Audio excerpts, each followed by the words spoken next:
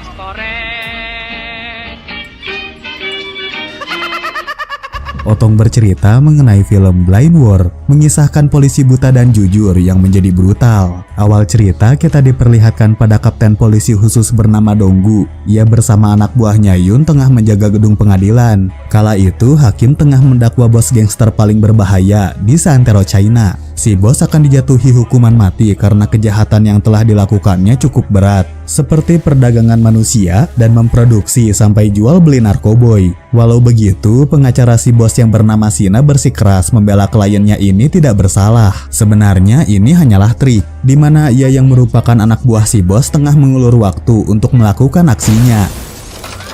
Ledakan pun terjadi dan itu membuat kacau suasana di sana. Para gangster segera mengambil senjata yang ada di dalam tas lalu membantai para hakim. Ruang sidang akhirnya berhasil dikuasai oleh Sina dan para gangster. Namun Sina bersama suaminya malah wik-wik berasi berlebihan. Kemesraan sejoli psikopat itu membuat si bos gangster ngedumel, sebab waktu yang terbatas malah terbuang percuma. Alih-alih membebaskannya, mereka malah melempar granat ke dalam sel yang membebaskan si bos dari dunia ini.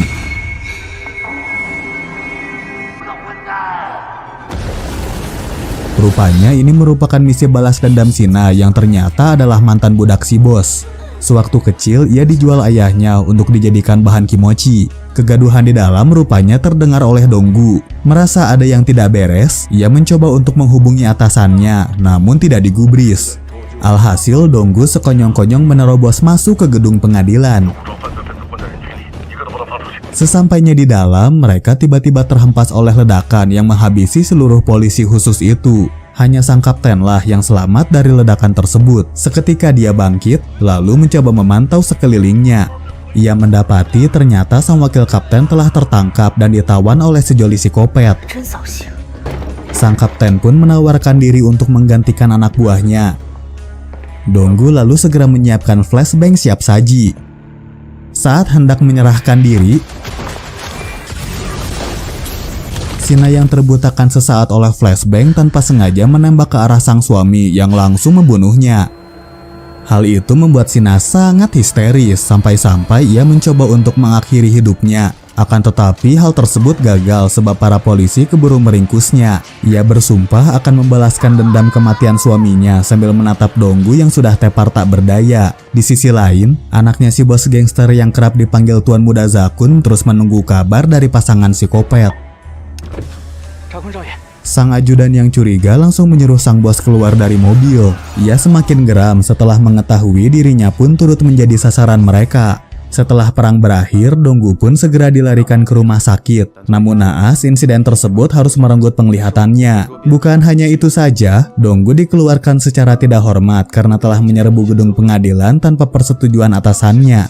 Yun mencoba membela kaptennya itu, akan tetapi Donggu malah terlihat tidak peduli. Rupanya ia sudah siap menerima apapun keputusan atasannya meski itu pahit. Sebagai ucapan perpisahan, keesokan harinya Donggu diminta memberikan pidato untuk mengenang mereka yang telah gugur. Namun acara terhenti ketika keluarga korban mulai menyalahkan Donggu atas kematian orang yang mereka cintai. Alhasil api kemarahan tak terbendung lagi dan Donggu pun habis dihakimi mereka. Insiden itu membuat Donggu dihantui rasa bersalah yang amat besar. Rasa frustasi membuat dirinya menjadi orang yang temperamen. Malam harinya, ketika Donggu mulai berusaha untuk tertidur, dia mendengar seperti ada suara yang menyadap rumahnya. Ternyata semenjak mengalami kebutaan, pendengarannya menjadi semakin tajam. Ia pun mendatangi asal suara itu dan mendapati Yun yang sedang melakukan penyadapan. Sang wakil kapten mengaku melakukan itu karena khawatir akan keselamatan mereka. Donggu yang geram karena dianggap tidak bisa menjaga anaknya langsung mengamuk seperti kesurupan mau. Seketika amukannya terhenti ketika ia mendengar permainan biola remix koplo anaknya yang indah dan menenangkan. Setelah sang kapten mulai tenang, Yun menyarankan anaknya Donggu yang bernama Yati supaya membawa sang ayah untuk rehab. Namun keesokan harinya, Yati dibuat tercengang ketika sang ayah bisa mengetahui keadaan sekitar hanya dengan mengandalkan pendengarannya saja. Hari demi hari, Yati terus menemani sang ayah untuk menaklukkan trauma hingga Donggu benar-benar pulih. Untuk merayakan hal tersebut, Yati mengajak sang ayah ke 17 Agustusan untuk menonton permainan biolanya. Namun sesaat sebelum acara dimulai, tiba-tiba Yati digantikan posisinya oleh orang lain. Ia amat kecewa dengan keputusan ini sampai-sampai dirinya malu untuk memberitahu sang ayah. Di sisi lain, Donggu dengan antusias menunggu penampilan Yati, akan tetapi dirinya dibuat heran setelah mendengar permainan biola yang dimainkan bukanlah dari sang anak.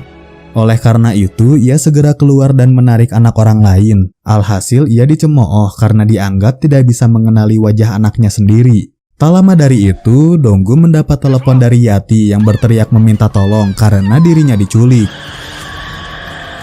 Melalui pendengaran supernya, Donggu segera berlari menuju ke basement tempat suara Yati berasal. Ia berniat untuk menghadang penculik tersebut, tetapi usahanya sia-sia. Pada akhirnya, ia melaporkan kejadian itu ke polisi setempat.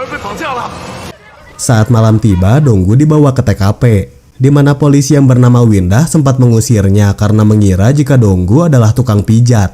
Namun ketika Donggu berkata jika dia adalah ayahnya, Windah pun memperlihatkan mayat Yati yang mukanya sudah rusak.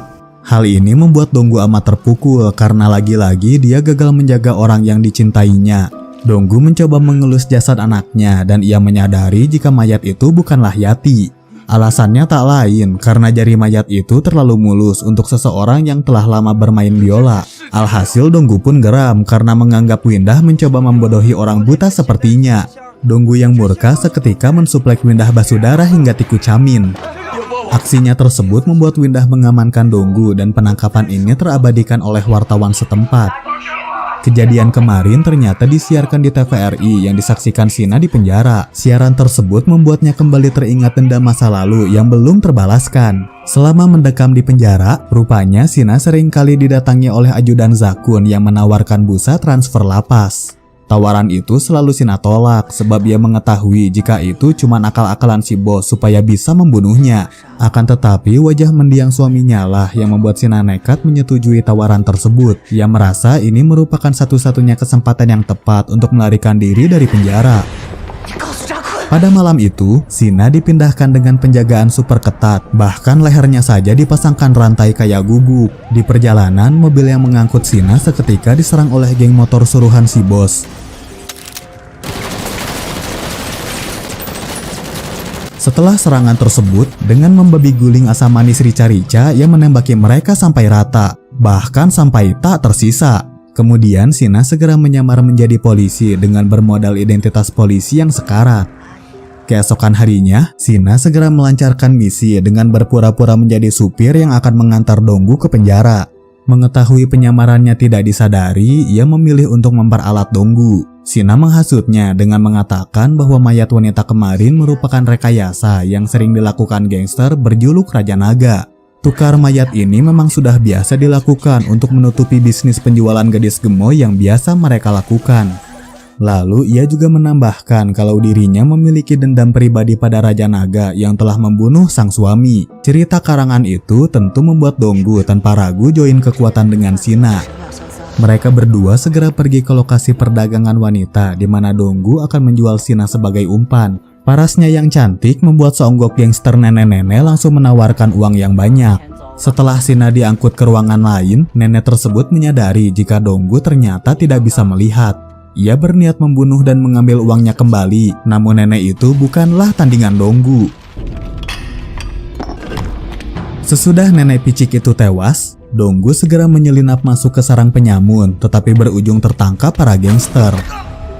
Lehernya lalu dirantai, yang mana rantai itu terhubung dengan Sina yang tergantung di atas akuarium. Apabila ia tidak kuat menahan beban dan mengharuskannya melangkah sedikit saja, maka Sinalah yang akan tenggelam.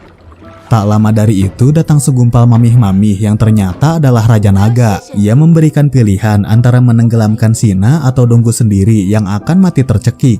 Akan tetapi, Donggu memilih melindungi Sina karena dia sudah terlanjur iba. Alhasil si Raja Naga pun menyuruh para kroco memukuli Donggu yang membuat beban hidupnya semakin berat.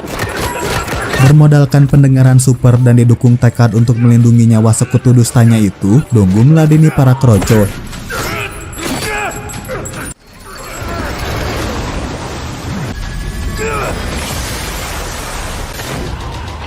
Bebasnya sang psikopat membuat Raja Naga ketakutan sampai kecepirit. Kontes baku hantam pun terjadi yang dengan mudahnya dimenangkan oleh Sina. Setelah Raja Naga dikalahkan, Donggu mengancamnya dengan pecahan kaca supaya memberitahu keberadaan Yati. Tidak lama dari situ, mereka mendengar ada suara orang berteriak sambil memaksa masuk. Mendengar keramaian di luar, Raja Naga pun berteriak minta tolong.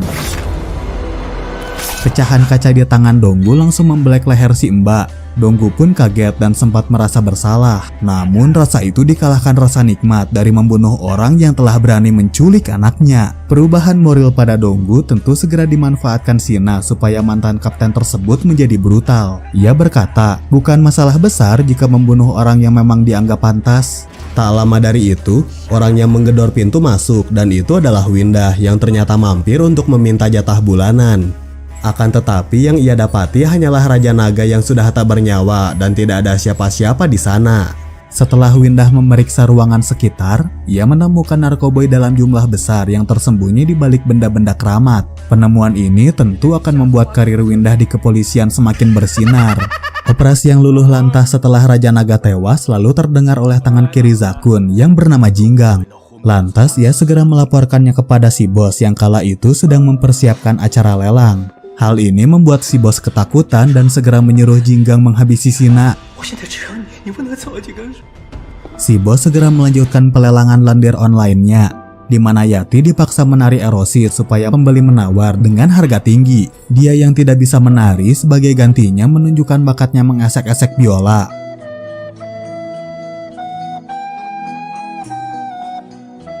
Lagu itu membuat para pembeli menawar dengan harga yang gak murah banget. Walau begitu, si bos menghentikan pelelangan karena ingin menjadikan Yati sebagai koleksi pribadinya. Yati hanya bisa pasrah dan berharap sang ayah datang menolongnya. Di tempat lain, Donggu dibawa Sina bermalam di rumah Polwan untuk mempersiapkan langkah selanjutnya. Namun selama berdiam di sana, Donggu merasa ada yang aneh. Ia mencium semerbak aroma mayat membusuk yang berusaha disamarkan Sina dengan Stella. Hal itu membuat Donggu semakin curiga. Sehingga ia diam-diam memberitahu Yun dan meminta agar memantau setiap pergerakannya. Tak lama berselang, pendengaran Donggu yang super menangkap banyak suara langkah kaki di luar. Penyerbuan dadakan ini tentu tidak dapat diantisipasi oleh mereka. Alhasil mereka berdua kewalahan, apalagi Donggu harus berhadapan dengan Jinggang yang kemampuan gelutnya di atas rata-rata. Dia bergerak bak kentut yang tak bersuara tapi damage-nya nggak ngotak. Gaya berantem yang hening dan bertenaga bagong tersebut membuat Donggu kewalahan. Alhasil dirinya hanya menjadi samsak tinju. Donggu melompat ke lantai bawah bermodal seutas tali dengan tujuan membuat Jinggang lengah. Sehabis itu, ia kembali menghampiri Jinggang lalu mengikatnya hingga tertarik lift dan tercekik.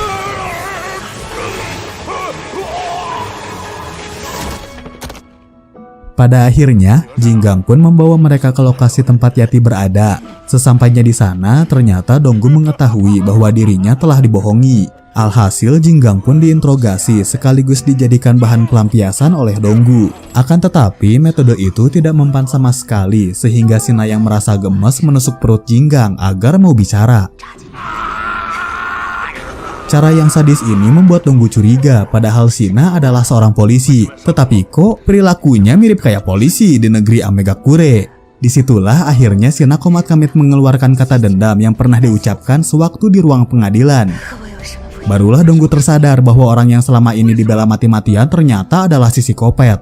Selang beberapa saat, datanglah Yun yang heran kenapa Donggu bisa bersama dengan Sina. Ketika semuanya sedang lengah, Sina menusukkan pisau ke leher Jinggang yang membuatnya tewas seketika. Kini hanya Sina lah yang mengetahui keberadaan Zakun. Ia kemudian menyuruh Donggu untuk menghabisi Yun. Jika tidak, maka ia akan membungkam diri dan kesempatan Donggu satu-satunya untuk menyelamatkan sang putri akan sirna. Namun Donggu sudah terlanjur masuk lebih dalam ke lingkaran setan. Setelah kepergian mereka, Windah sang polisi korup tiba ke TKP setelah mendapatkan petunjuk dari penggerebekan sebelumnya. Di sana yang ia temui hanyalah tubuh Jinggang dan Yun. Walau begitu, ini tetap saja merupakan sebuah penemuan besar, sebab sekarang ia mengetahui jika Raja Naga cuma bagian kecil dari jaringan sindikat penjualan gadis gemoy. Apabila ia bisa menguak lebih dalam tentang sindikat, serta menjebloskan semuanya, maka cakrawala baru di karirnya akan terbuka dengan luas.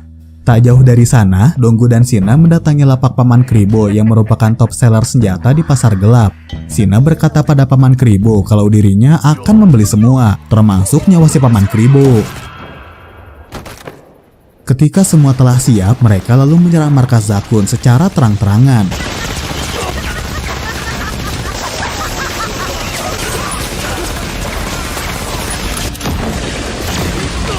Tak butuh waktu lama bagi mereka meratakan para kroco yang berjaga di depan. Sementara itu di dalam, si bos yang panik menyuruh anak buahnya yang ketakutan untuk segera menghadang psikopat gemoy dan psikopat buta. Zakun dan tangan kanannya segera membawa Yati kabur bersama mereka. Suara-suara teriakan yang mereka dengar membuat si tangan kanan kena mental dan memutuskan meninggalkan Zakun. Si bos yang mengetahui jika ajalnya semakin dekat segera memasangkan bom super canggih kepada Yati.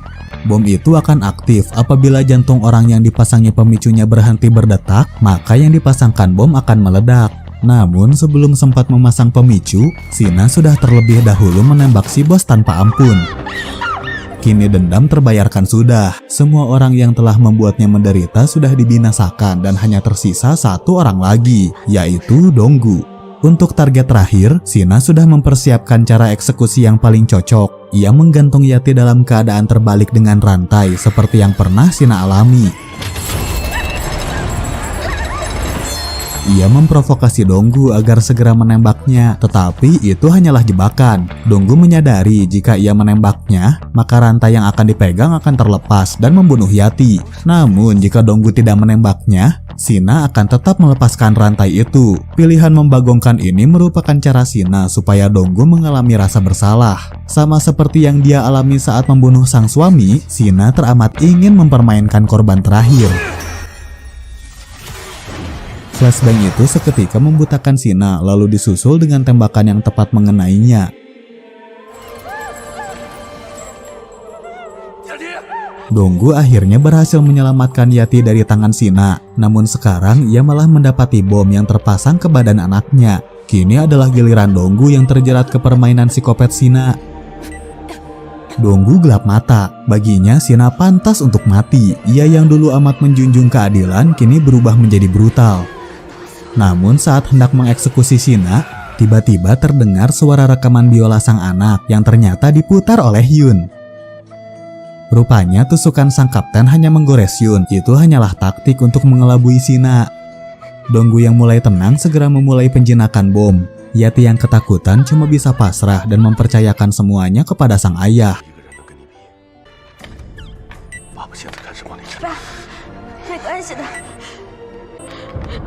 Beberapa saat kemudian, bom tersebut berhasil dijinakkan tepat sebelum Sina kehilangan nyawa.